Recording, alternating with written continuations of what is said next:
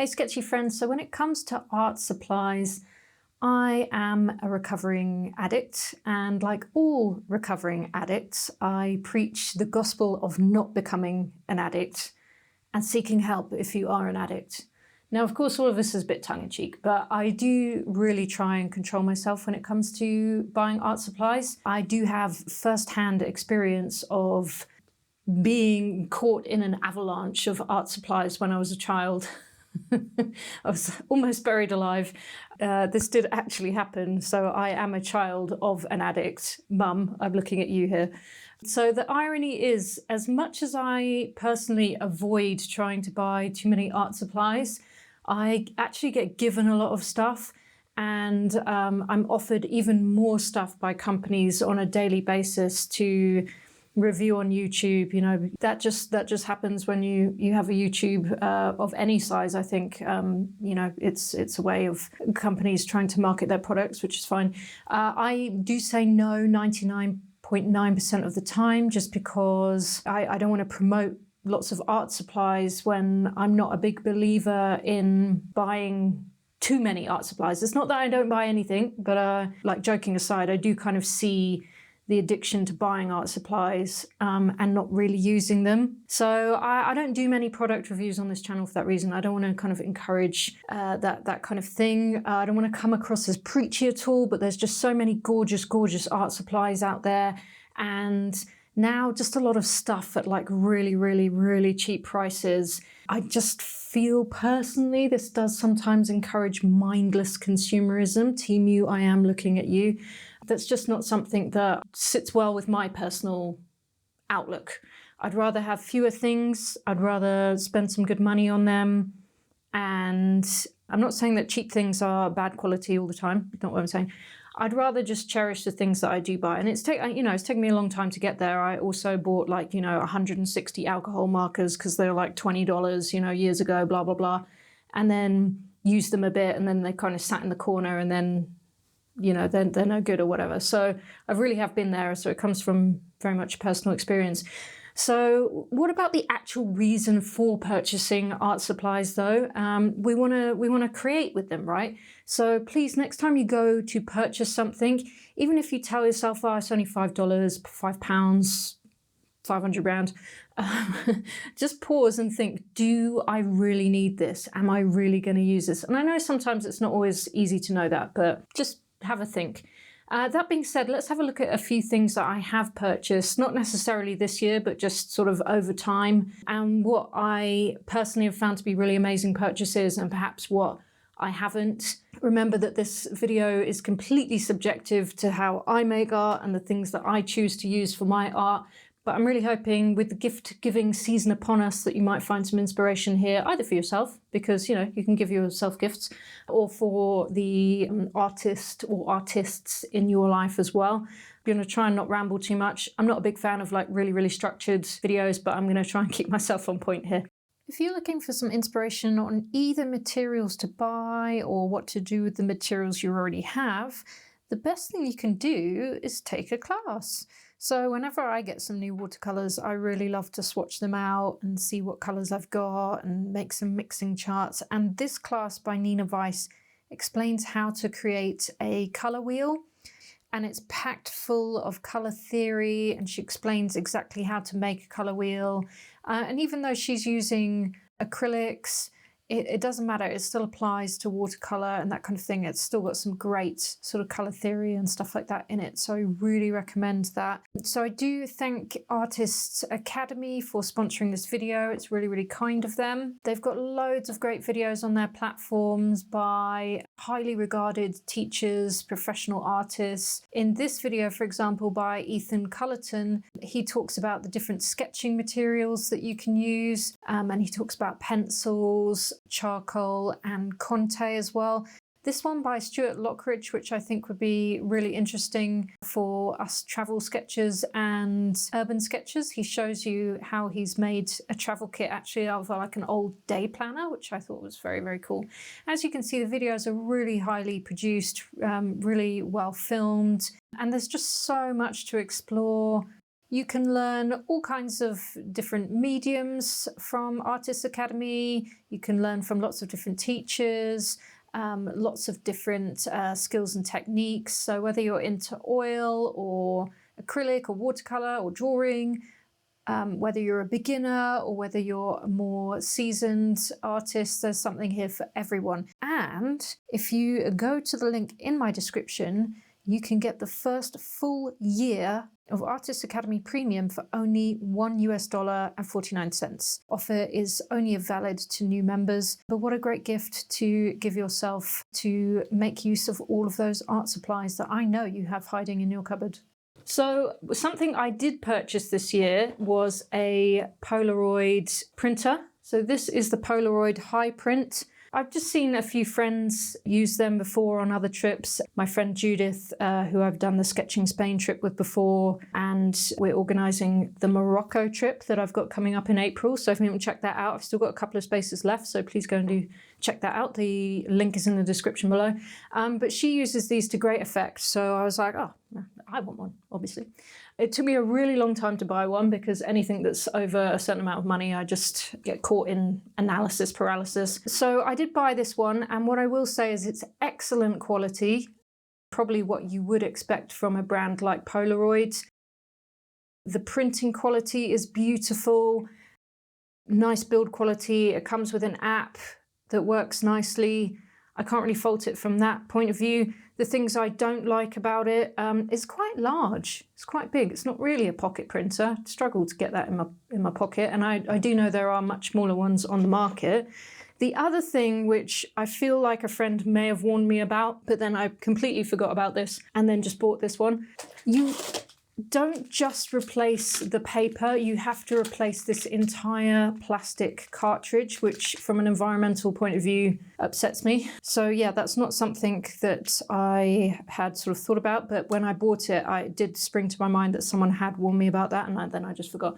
But on post-research after buying this, I realized here in South Africa, we cannot get any of the printers where you just replace the paper. But if you live in a country where more things are available, i.e., UK, Europe, USA, Australia, basically anywhere else other than here, you can get printers where you just replace the paper, because I think the ink is actually in the paper itself. And therefore, I do think the printer is a bit smaller as well. So, for example, my friend Judith over in the States does have the Polaroid one, but it's not this one. It is called, I believe, the Zip. And with that one, you just replace the paper. So that is something to be aware of. But I think I did read on Polaroid's website that at least this cartridge is made from like 80% recycled plastic or something like that. So I guess it's something. Makes me feel a tiny bit better. So yeah, as such, I do only use these on more special occasions for travel sketchbooks, that kind of thing. If I want to print out like a group shot of let's say I'm running a sketching workshop, I'll print out a shot of the group and put that on the pages that I sketch with them. That's quite nice. So sort of special occasions only. These cartridges have only 10 pieces of paper in them. But I did buy the set that comes with 40, which is unfortunate. But other than that, great printer. So the other thing with this being so big, it's kind of annoying to travel with. I did get this case when I bought a GoPro. I'm not sure why, because the GoPro itself is quite tiny. But anyway, so it fits quite nicely in here so that it's protected. Then usually I put my GoPro or something, in a case. I can fit that in there. And then I can use this extra space for some cables. I can put the extra print cartridge if really necessary there. I've got a pocket here. So that helps me to carry it around. But as you can imagine, it's quite weighty. And obviously I have to have it in hand luggage if I'm traveling on an aeroplane. So that's a downside. Quality point of view is really, really good. But there's many other reasons that it's not so good. I just turned it on by accident. Okay, the next thing I bought kind of by accident, because I was in Hermanus in South Africa and I was actually teaching a group, and my water brush just wasn't working, my Pentel water brush. And until you don't have something, you don't realise actually quite how much you use it. I do like a water brush just from a convenience point of view. And if you don't know what I'm talking about, let me show you. So water brushes are the brushes that can carry water in them. They are usually made of plastic. and they usually have like these plasticky nylon tips. So they're not amazing for like doing big pieces of work or like kind of proper watercolor or something.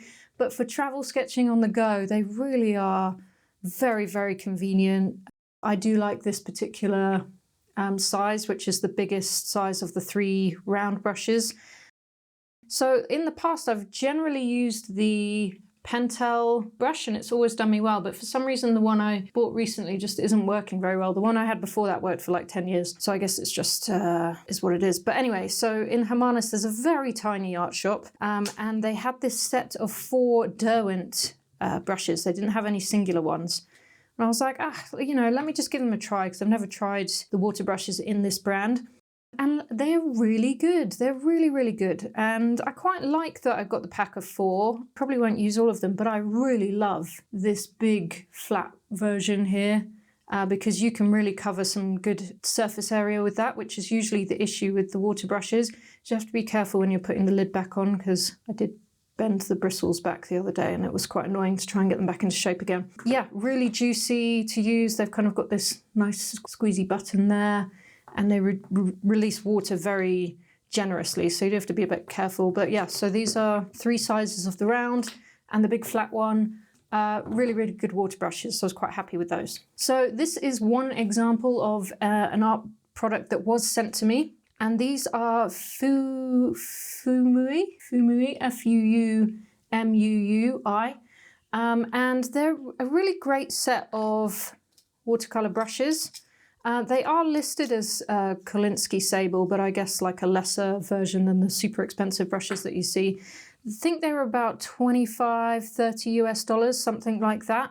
And they're really pleasant company to deal with as well, really, really nice. I chose this particular set, but they've got loads of sets of different sizes and materials and bristles and stuff like that. They come in this nice little leather wallet, and they actually screw on and off, which is a bit different from some other travel paintbrushes you may have seen. I do like this configuration to travel with because it just protects the bristles.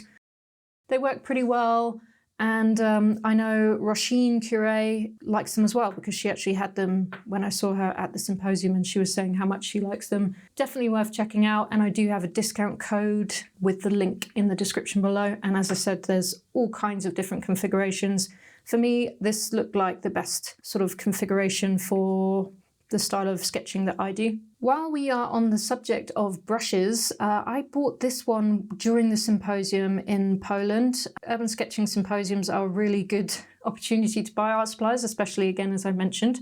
Not everything is available here in South Africa. So I had to put my strongest willpower hat on, and I didn't buy anything apart from this, because I saw it and I thought it was really cool. I showed it to some other people and they were less impressed, because I think this is a design they had seen before, but I've never seen it before.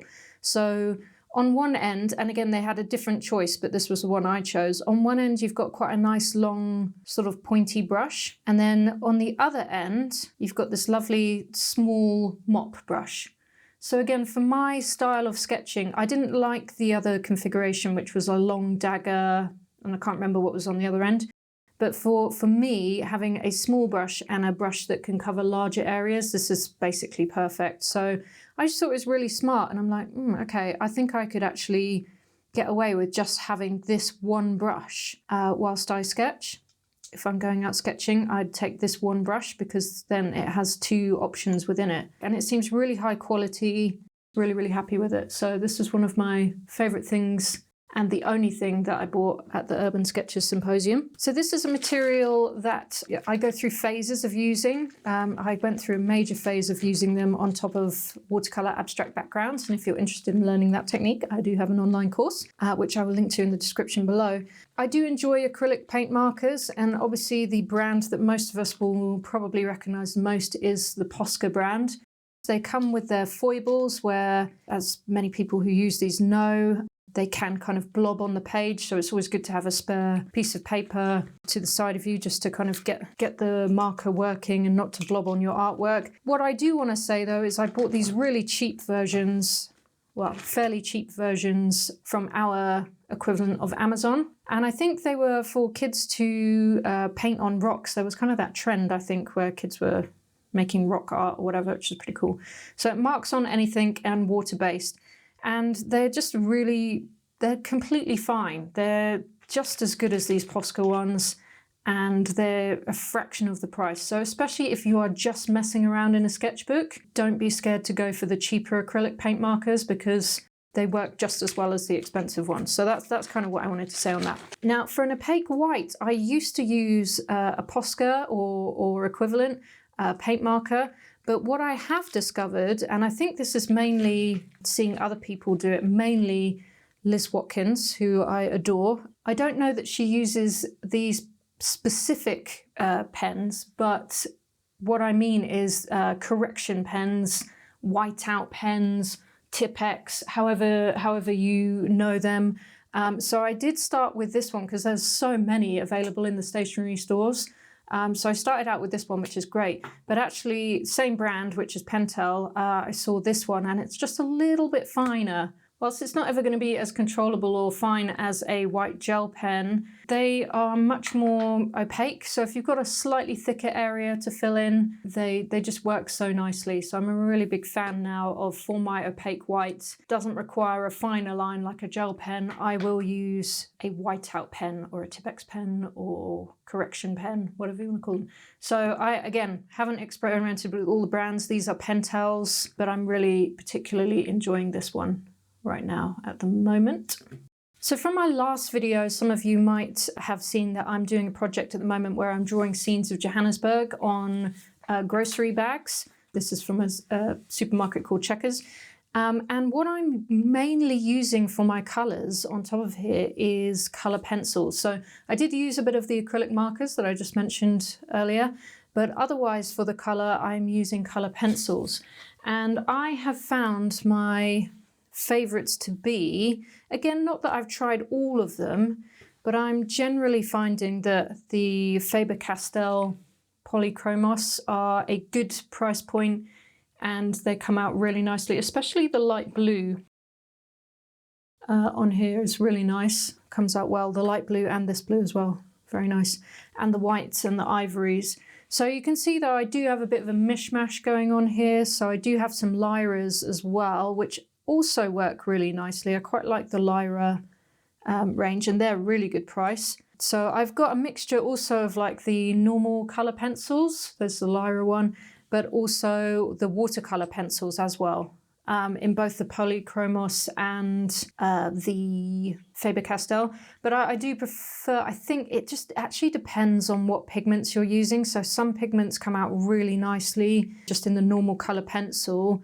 This green in the Lyra normal colour pencil comes out really nice. These greys. And then sometimes the watercolour pencils, depending on what colour they are, come out really nicely. So I do have the odd Inktense as well. I'm not as much of a fan of using those pencils on this particular surface. They come out a little bit too grainy. So it's all a case of just sort of figuring it out.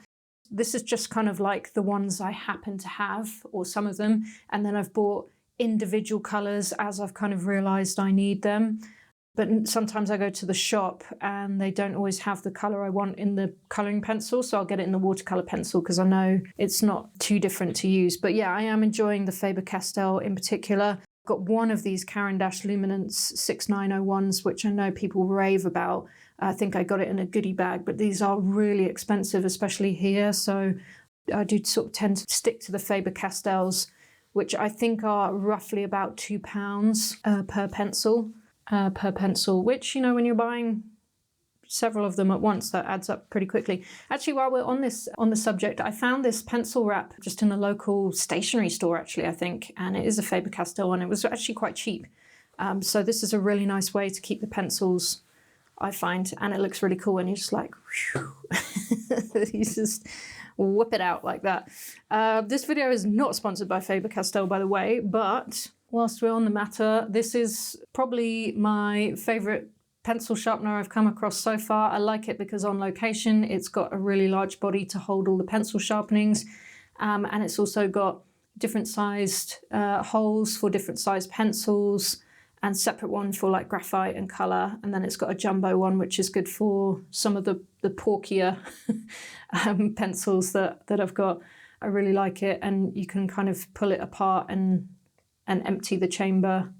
This way it opens up like that way, and that way you pull it apart and it's got 2 chambers that you can empty. So really, really, really good pencil sharpener for anyone in the market. This guy was actually gifted to me by the man himself, Roman Szmal, because I did meet him in person at the symposium. What a lovely, lovely, lovely man. And he was really, really generous and gave me this huge watercolor set. And it's huge. I don't own, I mean, all of my watercolor sets are like this big or even this big.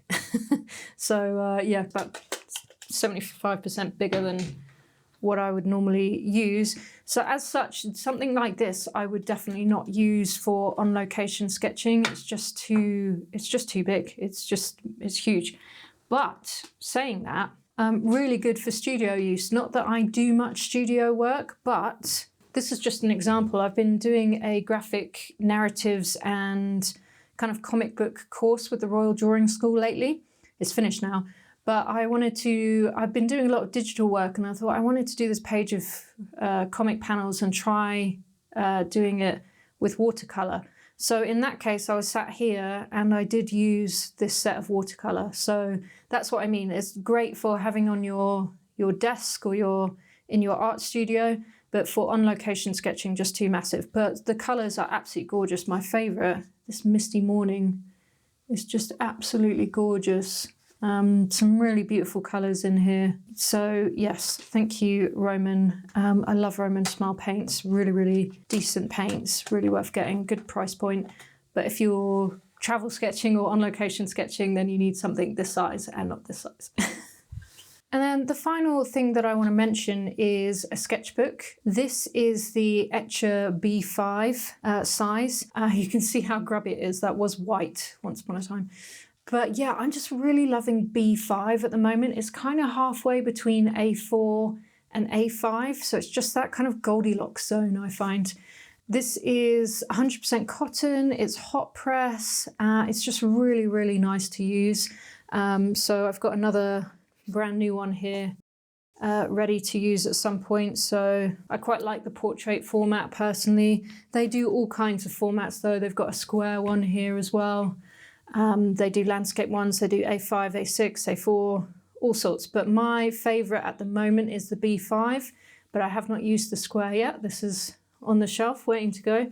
You know, a little more expensive perhaps, again, probably depending on where you live. But if you're going on a special trip like I did here, I went to the UK, I went to Poland, and then I went to the Urban Sketches, I went to Prague and then I went to Poland to the Urban Sketches Symposium, and it's just, it was a fantastic book just to use for like a really special trip. It's got a little pocket in the back as well where you can, you know, put your business cards or whatever that you get given along the way, and it's just great. Yes, the white cover. I did my best to actually cover up with stickers, which I did not think were going to stick to this kind of linen cover. But they really did quite nicely. So I did my best to cover them up. But yeah, you still, unfortunately, they just get grimy, especially sticking them down on the pavement and traveling around several countries with them. Doesn't look the best, but it's well loved. It's well loved. I think the point of the white covers is that perhaps that you paint them. But aside from perhaps one person, I've never really seen anyone do that. But maybe I just haven't met people that have done that. This one might be a little bit too scary to use straight away, but if you're going on a special trip or something like that, then I really do recommend this sketchbook. It is my favourite at the moment, aside from the handmade sketchbooks that my friend makes here in Johannesburg. But if I recommend those, unless you live in South Africa, it's not very useful. So yeah, I do really recommend the Etchr sketchbooks. I personally prefer the hot press versions, but I know plenty of people that prefer the cold press versions. So it just depends on what is best for your particular taste. As with any of the sketchbooks I own, I have every single different brand imaginable. I just buy one and I just try it and I use it, I finish it, and then I'll move on to the next one. So in that way, that's the only way that you can develop your own personal preference over time. So I really hope that has been useful for you. I don't think there's been any major fails, but there's been some real revelations, especially with sometimes just like the more basic art supplies that aren't even really art supplies. But if you're in the market for a white opaque pen, I really do recommend these white out pens. They're super good. And you know, sometimes the most unusual things, or the things that aren't really made for art making at all, are some of your favorite items. For example, my friend Lauren gave me this. She is a nurse. I guess this is some kind of specimen pot. She promised me it was new, or at least clean. And it is the best thing to carry water around as you're traveling for your watercolors. It's literally perfect. So this I have also had for absolutely years. It's an old Clinique face spray of some description, probably from my mum or some kind of sample. But anyway, once it was finished, filled it with water, and I've had this thing. I think I would be so upset if I lost this, because I've had this for over 10 years, just to spray my paints with. Absolutely perfect. I'd love to hear what some of your favorite supplies are in the comments. I'd also love to hear which things you've bought that have just been, you just haven't used at all. I thought I would end up with some more stuff like that, but to be honest with you, hang on a minute. Things I've bought that I haven't really gelled with are these kind of water-soluble crayons, and this is nothing against this particular brand or choice or whatever. I just think I saw these and I was like, oh, okay. They were really cheap actually in Spain. And I thought, okay, those could be really fun to mess around with, because I do see people using crayons and stuff. This is the more expensive version, the Neo Color 2. I've got a few of these, I just can't find them. I think I bought like 5 colors. For me personally, I just haven't found a way to incorporate them too much into my art practice, my travel or urban sketching practice. I just haven't bonded with them yet, but there's nothing to say about the materials themselves being bad. I'm just saying, me personally, I have not found a way to kind of use these or incorporate them as yet in my particular sketching practice. Another thing I bought, which I do really like, is one of these like plastic palettes. I bought a bunch of tubes from Rosa Gallery. Love Rosa Gallery. And I did have them in here. And as you can see, it's very well used. I took this on my Sketching Spain trip. You can see it's actually a bit of a disaster in here. I haven't opened it for a while. And I love the mixing space you have. Is just incredible. And it's super lightweight as well. It's lighter than this tiny little set. This is actually quite heavy. It's super, super light because it's just like thin plastic, right? However, it's so big that out on the street it's fine, but like if you're trying to sketch on a plane, which, you know, I do like to do, or, you know, maybe quietly in a cafe or whatever, it's got quite a footprint to it. It's too big. It's too big for my liking. I might go back to using it for a while to at least like use up the colors and stuff. And again, I think it would be great in the studio. Not that I do much in the studio, but just something to be aware of. Lots of pros, but also some cons as well. Okay, so that's my very unstructured walk through some of the supplies that I bought in the last few years. I do hope this has been really useful for you. If you do want to learn ink and watercolor sketching from the start, then please do check out my course, sketchyyouradventures.com. If you want to buy it as a gift for somebody, then please do just let me know. I can even come up with some kind of gift voucher if you want to make it, print it out and make it more special, that kind of thing. And just finally, guys, if you're in the market for something more like a book, rather than art supplies, then please do check out my book, The Beginner's Guide to Urban Sketching. There is so much good stuff in here. I get loads of amazing feedback from people that's like a really useful to them and really inspiring. So please do check that out. You can find it in most places where books are sold, both physically and online, I do believe, or you can request it from your local library if you do still have such a thing. So I hope you've enjoyed this one. Sorry, it has been a bit rambly, but that's just me. But yeah, I will see you in the next video.